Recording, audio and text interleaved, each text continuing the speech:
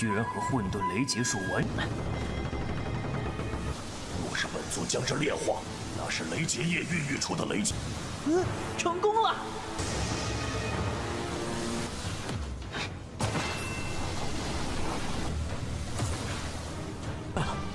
混沌不仅是虚无。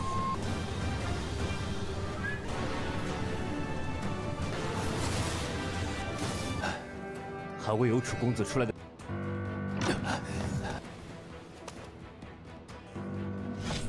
那我们得想办法帮。Halo guys, welcome back to KD Universe. Kita bakal melanjutkan Tonghua The Imperial of Mirror Realms atau Wanjie Zhezun. Udah pada kepo kan dengan kelanjutannya? Nah, di part 110 di hari Minggu ini, kita semua bakal melihat Yunfei mencoba menyempurnakan bunga kesengsaraan Guntur.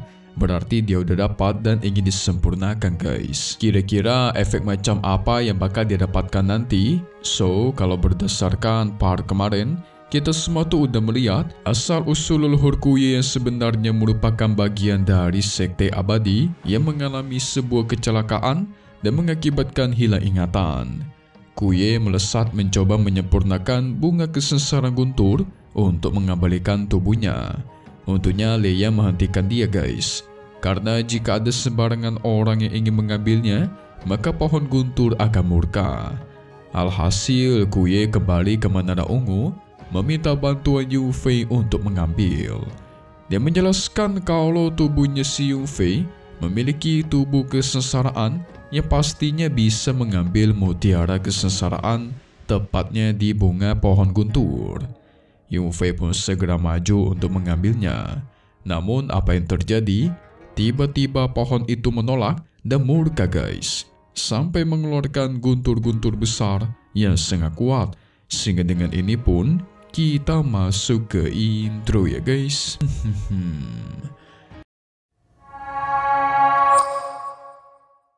Setelah itu si naga langit yang menyaksikan kejadian itu, dia menduga si Yunfei sama sekali tidak pandai dalam mengontrol yang namanya kekacauan. Yunfei beralasan, dia cuma pengen mencobanya saja guys, sehingga dia sengaja membuat pohon kekacauan itu marah, bertujuan menyempurnakan bunga kesengsaraan Guntur kekacauan itu. Tentu mendengar hal itu, Tonglei menasihati Yunfei agar mencoba gegabah. Soalnya bunga kesengsaraan Guntur ini sangatlah kuat. Tetapi si naga langit tidak setuju akan hal itu. Dia yakin Yunfei pasti bisa melakukannya. Lagi pula Tonglei ini terlalu lemah guys, jadi dia nggak bakal bisa menyempurnakan hal itu. Jelas membuat Tonglei kesal dong. Lian pun angkat bicara menjelaskan kalau Yunfei ingin memetik bunga kekacauan, maka pertama-tama dia harus menyamakan energinya dulu menggunakan tubuh kekacauan. Tentu Yunfei berterima kasih dan dia sudah mengerti. Tanpa basa-basi, dirinya kembali mendekati bunga tersebut memadatkan kekuatan tubuh kekacauan miliknya. Yang dimana itu membuat Tonglei terkejut guys. Karena Yunfei berhasil mendekatinya lagi cuma dengan satu percobaan. Tidak pengen habisi waktu, Yunfei segera mencoba mengambil mutiara kekacauan yang terdapat dalam bunga kekacauan itu. Namun apa yang terjadi? Dengan mudahnya, Yunfei mengambil mutiara kekacauan tersebut tanpa ada gangguan sedikit pun.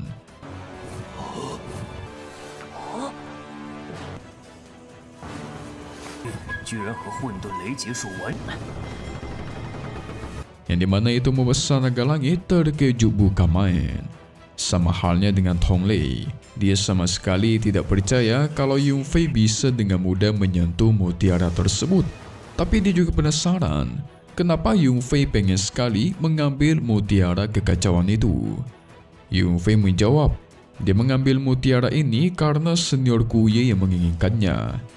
Dijelaskan juga, mutiara kekacauan itu berisikan kekuatan Tao yang sungguh besar, bahkan bisa meningkatkan kekuatan seseorang secara drastis. Tentu mendengar itu leluhur Kuye semakin pengen menginginkannya guys.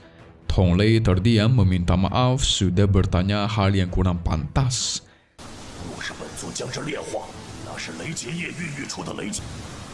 成功了！ Setelah itu Yunfei memasukkan mutiara kekacauan ke dalam menara ungu abadi untuk diberikan kepada sang leluhur. Dengan sigap leluhur Guye pun mengambilnya dan menyempurnakannya secara langsung.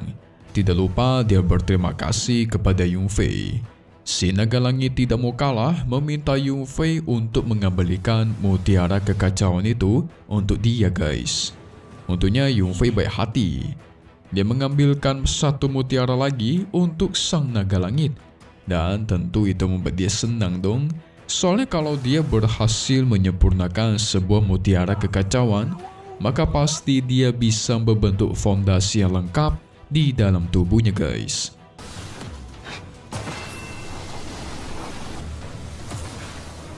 Setelah itu, karena semuanya udah kebagian, akhirnya Yunfei memulai gilirannya.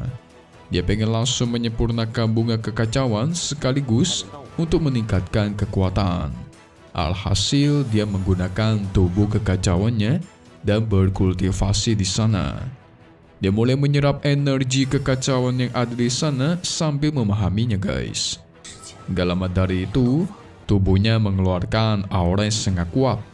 Singkat cerita, hari pun sudah malam. Yunfei sampai sekarang masih terus berusaha menyempurnakan bunga kekacauan tersebut dan sudah mulai memahaminya. Tonglei menyaksikan dari kejauhan pun semakin terkejut karena dia tidak menyangka seorang Yunfei bisa memahami hal tersebut. Tidak ingin melewatkan kesempatan, Lian mengajak dia untuk kultivasi tepat di bawah pohon guntur kekacauan. Soalnya ketika Yunfei yang sedang mencoba menyempurnakannya, muncul banyak sekali energi kekacauan di sekitar sana guys. Jadi sangat bagus nih.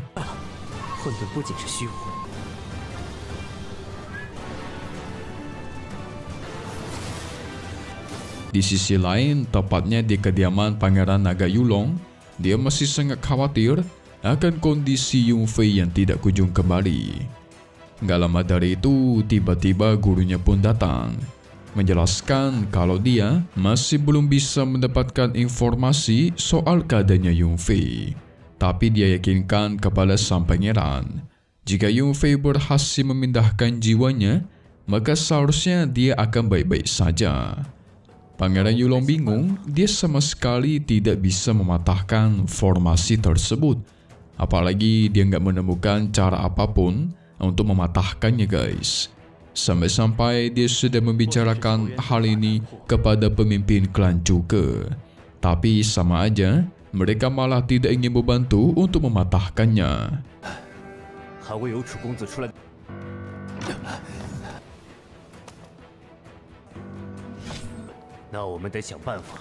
Tentu itu membuat sang guru emosi, menganggap klan Zhuge ini sombong sekali.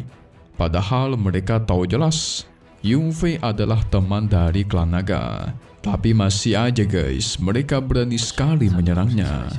Pangeran Yulong pastikan tenang saja karena klan Zhuge akan mendapatkan bayarannya setelah melakukan hal tercela itu. Di sisi lain, tepatnya di kediaman Zhesuan, dia mendapatkan informasi besok pagi leluhurnya klan Zhuge itu bakalan datang. Tentu Zhesuan semakin kesal karena bisa dibilang klan Zhuge ini mengendalikan semuanya guys dengan kekuatan mereka yang cukup kuat.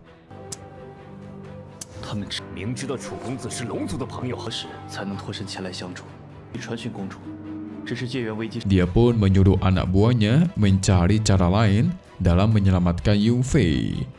Anak buahnya memberikan sebuah ide bagus agar menyerang saja klan Zhuge menggunakan senjata legendaris klannya.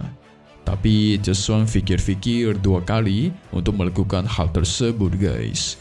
Soalnya dia tahu jelas kalau klan Zhuge itu pasti akan meminta bantuan klan Jinwu. Ditambah lagi latar belakang kedua klan ini kaya raya, gak bakal mudah mengalahkan mereka nih. Singkat cerita, keesokan harinya, leluhur klan Zhuge pun tiba di kota Fengshan. Zhuge Jing menyambut leluhurnya yang bernama Zhuge Yu meminta dia mengaktifkan formasi kota ini dalam upaya membantai si Yongfei. Alhasil mereka pun bergegas pergi ke gerbang formasi. 自然得让他们吃点苦头。金乌族摆了我天玄氏，麻烦的只会是那诸葛氏。 Sesampainya di sana, para penjaga bingung, ada apa nih? Kok tiba-tiba Zhu Kejing datang ke sini? Dia menjelaskan kalau dirinya sudah membawa leluhur mereka untuk mengaktifkan formasi dan menangkap Yongfei. Tapi para penjaga itu tidak mengizinkannya guys. Soalnya mereka masih belum mendapatkan perintah langsung dari sang penguasa kota. Ditambah formasi ini sungguh berbahaya. Tapi leluhur Zhu Kei berjanji akan mempertanggungjawabkan semua hal yang bakal terjadi nanti atas nama klannya. Tetap saja para penjaga tidak membiarkan atau tidak memberikan mereka akses masuk. Tentu itu membuat leluhur Zhu Kei kesal sampai mengeluarkan kekuatannya. 可恶，楚云飞，吞玉洞，企图开启城主在镇守彭州界。 Itu membuat para penjaga ketar-ketir membuka pintu gerbang formasi untuk mereka. Alhasil, Zhu Kejing beserta yang lainnya bisa ikutan masuk. Sepertinya MC kita Yongfei dalam bahaya. Kalau kalian bingung, jadi ceritanya gini guys. Kota Fengshan merupakan kota yang berada di atas langit sebagai penghubung dari dunia atas dan dunia bawah. Nah, Zhu Kejing beserta orang-orang dan aliansi abadi lainnya itu cumalah sebagai utusan saja. Mereka berada di kota ini.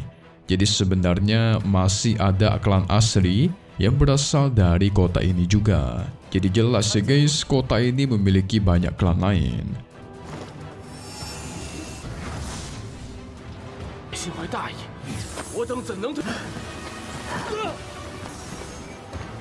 So kita lihat di part 111, apakah Yongfei kita bakal dihabisi karena diincar oleh para leluhur seperti Zhu Kejing? Langsung saja jadi. Di hari Kamis depan, kita semua bakal melihat leluhur Zhu Kei sudah sampai ke depan pohon kesengsaraan guntur. Dia bertemu dengan Tong Lei dan menjelaskan kalau dirinya ingin menghabisi Yongfei, soalnya Yongfei sudah membantai orang-orang dari aliansi abadinya.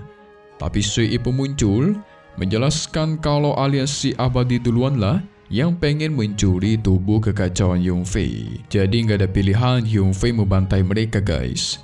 Tong Lei percaya kepada Sui Yi, langsung melancarkan serangan kepada leluhur Zhu Kei. Karena kesannya, aliansi abadi duluanlah yang berbuat salah. Ini bakal terjadi pertempuran besar. Sayangnya Lei Yan masih kultivasi, jadi dia nggak bisa memunculkan sosoknya guys. Maka dari itu kita tunggu lagi di part 111 Wan Jie Zhejun.